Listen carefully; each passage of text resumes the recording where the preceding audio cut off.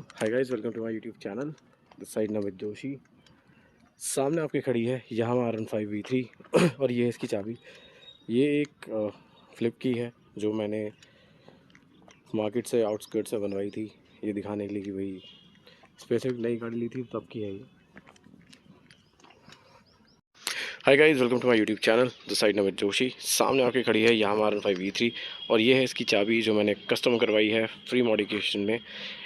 ये मैं आपको दिखाऊंगा, एक फ्लिप की है, कुछ ऐसे ओपन हो सकती है। और जो सामने आपके मॉडल खड़ा है, ये खड़ा है आपका BS4 engine 155 CC variation valve activation आपको इस वाले वेरिएंट में मिल जाता है। छोटा सा आपको एक क्विक रिव्यू दूंगा after using this bike probably for 17,000 kilometre चलाने के बाद ये बाइक का जो रिव्यू है वो मैं आपको देने वाला हूँ। सबसे पहले आपको चाबी के बारे में बता देता हूँ। सो ये एक फ्लिप की है जो मैंने ऑनलाइन मंगाई थी और इसकी जो ओरिजिनल मास्टर की है उससे कॉपी करवाई और अब ये पूरी एक फ्लिप की हो चुकी है। इसमें देख सकते हैं आप यामाहा का लोगो है, थोड़ी पुरानी हो गई है काफ़ी, इसलिए आपको दिख रहा है। और यहाँ से आप बटन दबाते हो तो आपकी चाबी ओपन हो जाती है। ठीक है, ये है चाबी। ये एक की रिंग इसके लिए सिंपल ओम वाला। एंड मैं आपको फटाफट एक बाइक का ओनरशिप रिव्यू दे देता हूँ कि कैसा इस बाइक ने आज तक परफॉर्म किया है 17,000 चलाने के बाद। तो ये मैंने मई 2019 में परचेज़ की थी, आज 23 हो गया है। ये BS4 इंजन है, अब BS6 आ गया है। और पूरा लुक एंड डायमेंशन आप देख सकते हो बाइक का कम्प्लीटली फ्रंट से बैक। अब ये जो बाइक है ये आपको मिलती है R15 एस के नाम से। पहले R15 वर्जन 3.0 से जानी जाती थी, बट अब ये BS6 इंजन में आ गई है तो इसको R15V3S बोला जाता है या R15S बोला जाता है। ठीक है, तो फटाफट कुछ पॉइंट्स की बात कर लेते हैं और आपको बता देता हूँ कि ये बाइक अब परचेज़ करने के लायक है कि नहीं, बिकॉज़ डिमांड इसकी अब भी उतनी है और पर्सनली पूछें तो V4 से ज़्यादा अच्छी मुझे यही लगती है। फटाफट बात कर लेते हैं। तो सबसे पहले बात कर लेते हैं बाइक के लुक और डिज़ाइनिंग की। तो जैसा कि आप जानते हैं जो V3 है वो जो अब वाली V3S भी जो है इवन है, सब कुछ सेम है, कोई भी डिफरेंस नहीं है ना कि इंजन में। खाली इंजन का BS6 जो है भारत स्टेज वो 6 हो गया है। डुअल चैनल ABS से लेकर looks, even front back disc brake, tyre के डायमेंशन सब कुछ वही है जो पहले था। कोई भी चेंजेस नहीं है, चाहे आप फ्रंट से ले लो बैक से ले लो, बाइक में ऐसा भी कोई चेंजेस आपको देखने को नहीं मिलेगा। सो लुक्स एंड डिज़ाइन में ईजिली ये बाइक 10 में से एटलीस्ट 8.5 जो है वो स्कोर कर जाती है। रीज़न बीइंग इसका रोड प्रेजेंस, रीज़न बीइंग ये कहीं से नहीं लगती कि 155 सीसी की बाइक है। इसका बल्कि लुक है, इवन जब आप इसे चलाएंगे आप उस चीज़ को महसूस भी कर सकते हैं कि कितना जो है कंपनी ने इसमें इस्तेमाल किया हुआ है। तो ये था इसका कंप्लीट डिज़ाइन का। अब इसके बाद आ जाते हैं इसके इंजन का। तो आप जैसा कि जानते हैं यामाहा में जो है 155 सीसी का variation valve actuation VVA engine आपको इस बाइक में मिलता है। और इंजन की जो परफॉर्मेंस अगर मैं आपको प्रैक्टिकल लाइफ में बताऊं, चाहे सिटी में हो, आपके लॉन्ग राइड्स में हो, आपके पहाड़ों में हो, तीनों जगह इस बाइक ने बहुत बहुत अच्छा परफॉर्म करा है। अगर मैंने 18,000 बाइक को चला दी और आप देख सकते हो छोटे जंग लगे हुए हैं और बाकी थोड़ी धुली भी नहीं है, तो आप ये चीज़ समझ ही गए होगे कि कितना इस बाइक ने अच्छा परफॉर्म करा है अगर मैं इतनी जगह बेस्ट क्वालिटी चला चुका हूँ।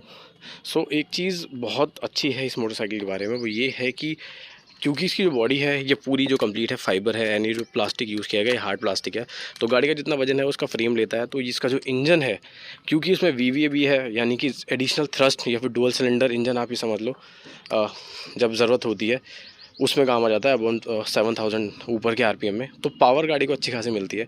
इवन चाहे आप पहाड़ों के स्लोप में चला लो, सिटी में इसमें अगर आपको एकदम थ्रॉटल चाहिए तो गाड़ी बहुत ईजिली पकड़ लेती है। और ओवरऑल इस गाड़ी को चलाने का जो मज़ा है, राइट, जो स्पोर्टी फील आपको इस इंजन में आता है वो, और यामाहा वैसे भी इंजन के मामले में आपको पता ही है बाप है सबका, तो वो सब चीज़ें इस बाइक में आपको रिफ्लेक्ट करती हैं आज भी। मतलब अगर मैं इसको इवन V4 से भी कंपेयर करूं तो मुझे ऐसे कोई कमी नहीं लगती इन terms of look also, in terms of engine also. गाड़ी एक्सीलेंट परफॉर्म कर रही है, अब तक इंजन में एक भी प्रॉब्लम नहीं आई है, बल्कि मैं इसकी सर्विस भी नहीं करवाता, कितना टाइम हो गया, बिकॉज तो काफ़ी चीज़ें हैं जो इम्पैक्ट करती हैं। लेकिन प्रैक्टिकल पॉइंट ऑफ व्यू से इंजन बहुत ज़्यादा अच्छा है, रिफाइंड है और काफ़ी जगह जो है इसकी यू नो जो पावर है वो महसूस होती है और कहीं भी आपको ये बाइक फंसाएगी नहीं। बेस्ट पार्ट ये है। सो चाहे लद्दाख हो, पहाड़ हो, शहर हो, कहीं भी जाओ। और काफ़ी आप देखते होंगे यूट्यूबर्स जो लंबी लंबी ट्रिप इसमें मारते हैं, राइट। सो इंजन में सच कोई भी प्रॉब्लम नहीं है, अब तक नहीं आई। गाड़ी ने अच्छा खासा काम किया है और सही भाग रही है बाइक एकदम। बाकी ओवरऑल को चलाने का जो मज़ा है वो आप महसूस कर सकते हैं। नहीं हो रहा तो एक बार टेस्ट ड्राइव ले लेना और आप इस चीज़ को समझ जाओगे। अब बात कर लेते हैं एक इसकी सबसे इंपॉर्टेंट एस्पेक्ट की, कि भाई बाड़ी जो बाइक है वो एवरेज कितना देती है। तो किसी भी मिडिल क्लास ओनर के लिए ये बहुत ज़रूरी है जानना कि भाई अगर मैं मोटरसाइकिल लेता हूँ, स्पेशली ये तो एक ऐसी बाइक है जो आपको नए लोगों में स्पेसिफिकली जो इसका शौक़ है आपको चलता हुआ दिखाई देगा कि हाँ भाई किस एवरेज ये बाइक देती है और कैसा ये ओवरऑल परफॉर्म करेगी। सो देखो एवरेज के मामले में आपको बता देता हूँ, स्टार्टिंग में जब मैंने मोटरसाइकिल ली थी तो उसने बड़ा गंदा एवरेज दिया था 25 to 30, बट वो ठीक है बिकॉज़ गाड़ी नई होती है, इंजन भी धीरे धीरे पंप ले रहा होता है। सो उस टाइम पे किसी भी टू व्हीलर में आपको एवरेज नहीं देखने को मिलेगा। लेकिन विद टाइम अब बिकॉज़ इसको ऑलरेडी 17,000 मैंने चला लिया है, सो मैं ये चीज़ बता सकता हूँ कि अब जो ये एवरेज देती है वो अप्रॉक्सीमेटली अगर मैं अपनी सिटी का लूँ, बिकॉज सबसे मैक्सिमम यहीं चलती है नोएडा, दिल्ली एनसीआर में, तो यहाँ पर ये अब 45 प्लस एवरेज मुझे दे रही है। और ये मैंने टैंक टू टैंक चेक किया हुआ है, मैं आपको खाली हवा में गोली नहीं चला रहा। सो ये बहुत अच्छा एवरेज है एक ऐसी सेगमेंट की बाइक से जो कि बिल्कुल डिफरेंट हो जाती है कॉमन मोटरसाइकिल से। इसका लीक अलग है, इसका लुक, राइड, स्टाइल, डायनामिक्स सब कुछ अलग है। उसके बाद भी 45 प्लस का एवरेज ने मेरे को दिया हुआ है सिटी में। इसे मैक्स मैं यहाँ से उत्तराखंड ले गया हूँ तो उस हाईवे पे इसने अब 50 निकाला था। और किसी भी बाइक यार स्कूटी की स्प्लेंडर जितना एवरेज दे रही है, चलो ठीक है 50-45 का एवरेज भी मैं ओवरऑल कहूँ तो जो स्कूटियों में भी नहीं मिलता वो आपको इस बाइक से मिलता है। और ये सिर्फ मैं ही नहीं कह रहा, आप जितने भी यूट्यूबर्स हैं, और इवन जो मुझे जब मैंने बाइक ख़रीदी थी तो उससे पहले भी मैंने उससे पूछा था तो उसने भी ये बात बोली थी कि भाई एवरेज में आपको बाइक कभी भी निराश नहीं करेगी, स्टार्टिंग में चाहे ना दे लेकिन लॉन्ग स्टेज पे आपको अच्छा खासा एवरेज R15 देती है। और कोई भी R15 V3 यूज़र से आप पूछ लीजिए, एवरेज के मामले में आपको कंप्लेन नहीं करेगा। गाड़ी ईजिली भी 40 प्लस एवरेज दे देती है इस सेगमेंट की बाइक होने के बाद भी, तो वो अपने आप में क्रेडिट है। इसके बाद बात कर लेते हैं एक और बहुत ज़्यादा इंपॉर्टेंट पॉइंट की, गाड़ी की ब्रेकिंग कैसे है। जैसा कि मैंने आपको बताया कि गाड़ी में फ्रंट और बैक दोनों साइड से ही जो है डिस्क ब्रेक आते हैं। मैं आपको दिखा देता हूँ, ये देखिए एंड पीछे की साइड दोनों ही साइड डिस्क ब्रेक आते हैं। सो एक इंसिडेंट हुआ था कि जब मैं बाइक को भगा रहा था, बाइक थी ऑलमोस्ट 70 पे, एंड सामने अचानक से ना एक पपी आ गया था, यानी कि कुत्ते का बच्चा आ गया था, और वो रोड क्रॉस कर रहा था मेबली, और मैं भी स्पीड में था, तो मेरे को सडन ब्रेकिंग करनी पड़ गई थी बाइक में। मतलब वो इंसिडेंट है जो आज तक मुझे याद आता है कि जिस टाइम पे मतलब मुझे नहीं उम्मीद थी बाइक रुक जाएगी, बट ये बहुत अच्छी तरीके से इसने ब्रेकिंग का सपोर्ट दिया और गाड़ी जो है वो कंट्रोल में आ गई बहुत जल्दी, राइट। एंड लकीली वो ऐसा कुछ हुआ नहीं, ना उसको ना मुझको। सो उस दिन ये मेरे लिए एक लाइव एग्जांपल हो गया कि हाँ भाई, इंसान गाड़ी के लुक देखता है, गाड़ी के स्पेसिफिकेशन देखता है, बट ब्रेकिंग भी उतनी इंपॉर्टेंट है प्रैक्टिकल लाइफ में। सो हाँ, गाड़ी ने उस टाइम में बहुत अच्छी ब्रेकिंग दी, और मुझे इसकी ब्रेकिंग को अगर रेट करना पड़े, ऑनेस्टली मैं आपको बता रहा हूँ, ऐसा कोई स्पॉन्सर्ड नहीं है, जेन्युइन फीडबैक ही है, ओनर रिव्यू है, तो 10 में से ईजिली ये जो बाइक है 8.5 to 9 की मैं इसको रेटिंग दूंगा, in terms of braking, in terms of look, and even in terms of engine as well, ठीक है। और अगर माइलेज पूछें तो शायद 10-9 से ऊपर की रेटिंग दे सकता हूँ, मैं इतना सेटिस्फाइड हूँ। मैं बाइक को बहुत ज़्यादा नहीं चलाता अब, जब से मेरे पास कार आ गई है। अब ये मेरी जिम में ज़्यादा काम आती है, या कभी कभी आस पड़ोस में चला गया तो चला गया, बट एक टाइम पे ये मेरा प्राइमरी व्हीकल था एंड बहुत ज़्यादा मैंने इसको यूज़ किया हुआ है। सो एवरेज के मामले में बाइक अच्छी खासी है, इवन ब्रेकिंग में भी आपको कोई परेशानी नहीं करेगी।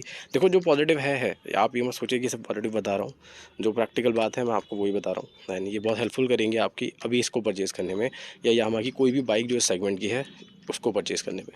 अब मैं फटाफट आपको कुछ नेगेटिव बता देता हूँ, ये ओनरशिप रिव्यू का इंपॉर्टेंट पार्ट है। लेकिन नेगेटिव में अगर मैं आपको बताऊँ तो एक ही इसका सबसे बड़ा नेगेटिव है, वो है इसकी राइडिंग पोस्चर, ठीक है। बहुत ही एग्रेसिव है, और जो लोग इससे पहले कभी स्पोर्ट बाइक नहीं चलाए हैं, या फिर इससे पहले डायरेक्ट स्कूटी या स्प्लेंडर या फिर कोई स्टेट बाइक चलाते थे, तो उनके लिए इसको एडजस्ट होने में बहुत टाइम लग जाएगा। इवन वो हो सकता है कोई स्टेट पे चिढ़ जाए, मैं भी चिढ़ गया था, बिकॉज आप यूज़ टू होने में टाइम लगाते हो, बहुत ज़्यादा एग्रेसिव है और बहुत ही अनकम्फर्टेबल पोजीशन है, ठीक है। अब मेरे केस में ये इसलिए अच्छा है क्योंकि मैंने इसके हैंडल बार रेस करवा रखे हैं, आप देख सकते हैं ये 2 इंच के हैंडल बार रेजर लगे हुए हैं, जिसकी वजह से बाइक बहुत ज़्यादा कंफर्टेबल हो गई है और बिल्कुल भी बैक और रिस्ट पेन नहीं होता। बट ये मॉडिफिकेशन का पार्ट है, इसकी अलग वीडियो बनाऊंगा, लेकिन फ़िलहाल इसकी एक नेगेटिव ये है।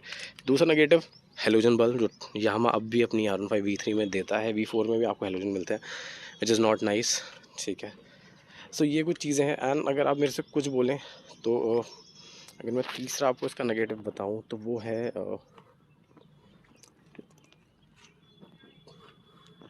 इसकी थोड़ी सी बिल्ड क्वालिटी को लेकर मैं ज़रूर इशू है, बिकॉज़ यहाँ पर ना अभी अनलकीली जो लोग को अगर एक्सीडेंट हो जाएगा तो मुझे बड़ा डाउट है कि ये जो स्ट्रक्चर है ये इतना संभाल पाएगा, बिकॉज़ बिल्ड क्वालिटी में थोड़ा मुझे इसका डाउट है, बिकॉज़ फाइबर बॉडी है एंड फाइबर भी कोई खास इतना बढ़िया क्वालिटी का लग नहीं रहा है। और ये चीज़ आप इसके टैंक पैड से भी देख सकते हैं, हाथ से ही हल्का हल्का दब जाता है ये, तो ये चीज़ है, ये 3 इसके नेगेटिव्स हैं जो मुझे लगता है। बाकी अगर ऐसे पॉजिटिव बताऊँ तो अब तक हर चीज़ पॉजिटिव ही है। ओवरऑल मैंने आपको इंपॉर्टेंट पॉइंट्स बता दिए, और आज भी अगर आप इस बाइक को लेते हो, मेरे पर्सनली पूछो अगर मैं इसको समराइज़ करूँ कि V4 और V3 के कंपैरिजन में आपको किसको लेना चाहिए, तो आई वुड सजेस्ट कि R5 V3S वाला आप वर्जन ले लो, बिकॉज़ वो V4 से लाख गुना सही है। उसके आप एक्स्ट्रा पैसे देते हो कुछ फीचर्स के लिए, और आई डोंट नो ये सच है गलत है, बट मेरे अकॉर्डिंग इसमें मॉडिफिकेशन ज़्यादा अच्छा लगेगा कंपैरेटिवली उसके, क्योंकि जब मैंने V4 देखी थी तो मेरा प्लान बना था उसको लेने का, लेकिन जब मैं शोरूम में देख के आया तो समझ आया कि कोई खास बड़े डिफरेंसेस नहीं है, कुछ स्पेसिफिक फीचर और डिज़ाइन लैंग्वेज को चेंज करते हुए गाड़ी ये मुझे ज़्यादा भी सही लगी कि मुझे लगा नहीं कि इतना बड़ा अपग्रेड है कि मैं इससे चेंज कर लूँ। बाकी डिसीजन आपका है। ओवरऑल बाइक ने बहुत अच्छा परफॉर्म किया है, आज भी कर रही है, और मेरा इसको बिल्कुल बेचने का बिल्कुल मन नहीं है। रीज़न बीइंग ये एक परफेक्ट स्पोर्ट बाइक है, देख सकते हैं आप, मैंने इसके हैंडल बार भी रेस करवा रखे हैं जिस वजह से अनकंफर्टेबल भी नहीं है, और एवरेज ये मुझे 45+ का दे रही है। मेरे घर की जो स्कूटियाँ हैं, ये स्कूटी जो है वो भी नहीं दे रही इतना, ठीक है। प्लस गाड़ी का लुक बहुत ही सुंदर है, कोई नहीं कहेगा कि यार 155 सीसी की बाइक है और शहर से लेकर पहाड़ हर जगह चल सकती है। इससे ज़्यादा एक बाइक से क्या डिमांड कर सकते हो। सो ये था एक छोटा सा ओनरशिप रिव्यू 17,000 किलोमीटर चलाने के बाद R15 B3 का। आई होप आपको पसंद आया हो। ऐसे और कंटेंट के लिए मेरे चैनल को सब्सक्राइब कर लें। Thank you.